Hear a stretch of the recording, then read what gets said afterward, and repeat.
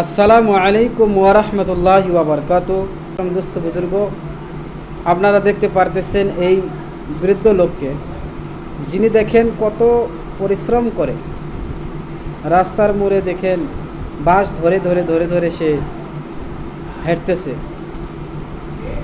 এই বৃদ্ধ লোকটা আসলেই একজন মুয়াজ্জিন সাহেব, একটা মসজিদের মুয়াজ্জিন।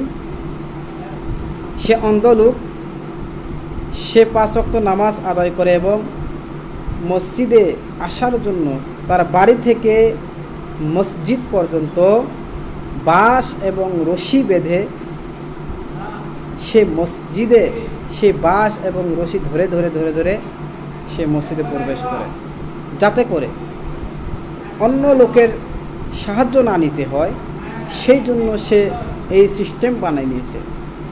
দেখেন মহতরম দোস্ত বুজুর্গ, কত কষ্ট করে একজন অন্ধ বৃদ্ধ লোক মসজিদের মুয়াজ্জিনি করে। আমাদেরকে এই লোক থেকে শিক্ষা নেওয়া দরকার যে আল্লাহ তাআলা তাকে মাজুর বানানোর পরেও আল্লাহ তাআলা তাকে দিয়ে ইসলামের খেদমত দিতেছে। মহতরম দোস্ত,